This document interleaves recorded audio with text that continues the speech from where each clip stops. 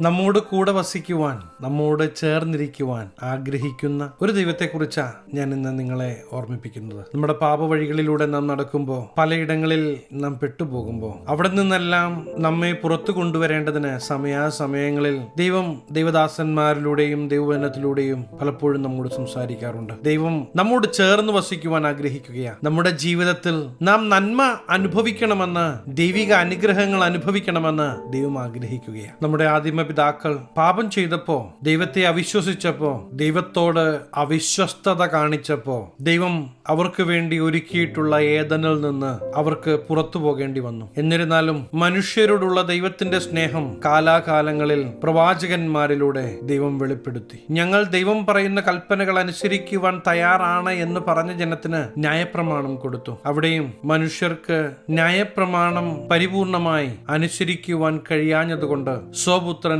നമ്മുടെ പാപത്തിന് പരിഹാരമായി ഈ ലോകത്ത് അയച്ച് മാനവജാതിയെ ദൈവത്തെങ്കിലേക്ക് അടുപ്പിച്ചു. നമ്മുടെ പാപത്തിന് പരിഹാരമായി കാൽവറി ക്രൂശിൽ യാഗമായി തീർന്ന യേശു ക്രിസ്തുവിൽ വിശ്വസിക്കുന്നവന് പാപക്ഷമയും ദൈവത്തോടടുക്കുന്നതിനുള്ള വാതിലും ദൈവം തുറന്നു വെച്ചു. പ്രിയ ദൈവവേദലേ, ഇവിടെ നിന്നെല്ലാം നാം മനസ്സിലാക്കുന്നത്, നാം പലപ്പോഴും ദൈവത്തിൽ നിന്ന് നമ്മുടെ ഇഷ്ടപ്രകാരം അകന്നു പോകുമ്പോഴും ഇന്നും നമ്മെ സ്നേഹിക്കുന്ന ദൈവത്തിന്റെ, യേശുവിന്റെ സ്നേഹം നാം കാണേണ്ടത് ആവശ്യമാണ്. അപ്പൻ മക്കളെ സ്നേഹിക്കുന്നത് പോലെ ദൈവം നമ്മെ സ്നേഹിക്കുന്നു. അതെ, ആരൊക്കെ തള്ളിക്കളഞ്ഞാലും, പെറ്റമ്മ ഉപേക്ഷിച്ചാലും ഉപേക്ഷിക്കാത്ത, കരുതുന്ന ഒരു ദൈവത്തെക്കുറിച്ചാണ് ഞാൻ നിങ്ങളോട് സംസാരിക്കുന്നത്. ഈ ദൈവത്തിന്റെ സ്നേഹത്തിന് പകരം വെക്കുവാൻ നമുക്കൊന്നുമില്ല. ആ നാഥന്റെ അടുത്തേക്ക് നാം ഒന്ന് അടുത്തു വരുന്നെങ്കിൽ, ആ ദൈവ സ്നേഹത്തിൽ, ദൈവിക സന്തോഷത്തിൽ നിങ്ങൾ നിറയപ്പെടുന്നത്, നിങ്ങളുടെ ജീവിതത്തിൽ മാറ്റങ്ങൾ സംഭവിക്കുന്നത് നിങ്ങൾക്ക് തന്നെ കാണുവാൻ കഴിയും. എന്റെ ശബ്ദം കേൾക്കുന്ന നിങ്ങളായിരിക്കുന്ന ദേശത്ത് ഒരു അനുഗ്രഹമാകുവാൻ ദൈവം ആഗ്രഹിക്കുകയാണ്. നിങ്ങൾ ദൈവശബ്ദം കേട്ട് ചുവടുകൾ വെക്കുവാൻ തയ്യാറാകുന്നെങ്കിൽ തീർച്ചയായും ആ ദൈവിക പദ്ധതികൾ നിങ്ങളുടെ ജീവിതത്തിൽ വെളിപ്പെടും. അബ്രഹാമിന്റെ, ഇസ്ഹാക്കിന്റെ, യാക്കോബിന്റെ, ഇസ്രായേലിന്റെ നന്മ യേശു ക്രിസ്തുവിലൂടെ നമ്മുടെ അവകാശമെങ്കിൽ, യേശു ക്രിസ്തുവിൽ വിശ്വസിക്കുന്ന നിങ്ങൾക്ക് ദൈവവചനത്തിൽ പറഞ്ഞിരിക്കുന്ന അനുഗ്രഹങ്ങൾ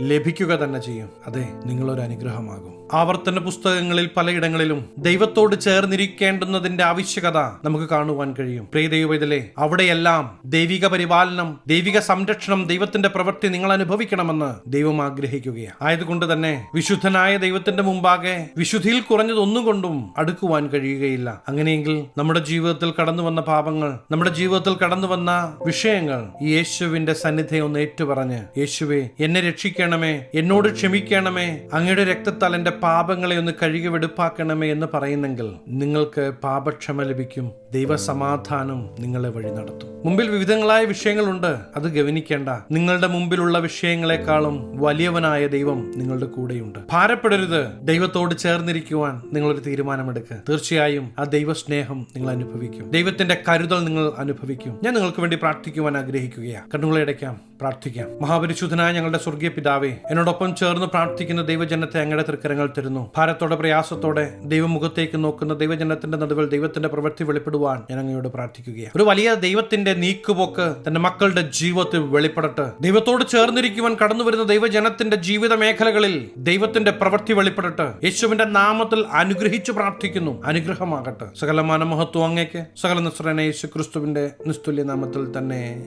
പ്രിയ ദൈവത്തിലെ, യേശുവിനോട് ചേർന്നിരിക്കുവാൻ തയ്യാറാകുന്ന നിങ്ങളുടെ ജീവിതത്തിൽ ഇന്നു മുതൽ മാറ്റങ്ങൾ സംഭവിച്ചിരിക്കും. നിങ്ങളുടെ കരം പിടിച്ച് യേശു നിങ്ങളോട് കൂടെയുണ്ട് എന്ന ബോധ്യത്തിൽ നിങ്ങൾ മുന്നേറ്. തീർച്ചയായും ദൈവപ്രവൃത്തി നിങ്ങൾക്കാണ്. നിങ്ങളൊരു അനുഗ്രഹമാകും. ഈ ചെറു സന്ദേശം നിങ്ങൾക്ക് അനുഗ്രഹമായെങ്കിൽ തീർച്ചയായും ഞങ്ങളെ അറിയിക്കണം. അനേകർക്ക് അനുഗ്രഹമാകേണ്ടതിന് സ്നേഹിതർക്ക് ഷെയർ ചെയ്യുക, ഫോർവേഡ് ചെയ്യുക. നിങ്ങൾ ഈ ചാനൽ ഇതുവരെയായിട്ടും സബ്സ്ക്രൈബ് ചെയ്തിട്ടില്ല എങ്കിൽ തീർച്ചയായും സബ്സ്ക്രൈബ് ചെയ്യുക. ദൈവം അനുവദിച്ചാൽ അടുത്ത ദിവസം നമുക്ക് വീണ്ടും കാണാം. Stay blessed.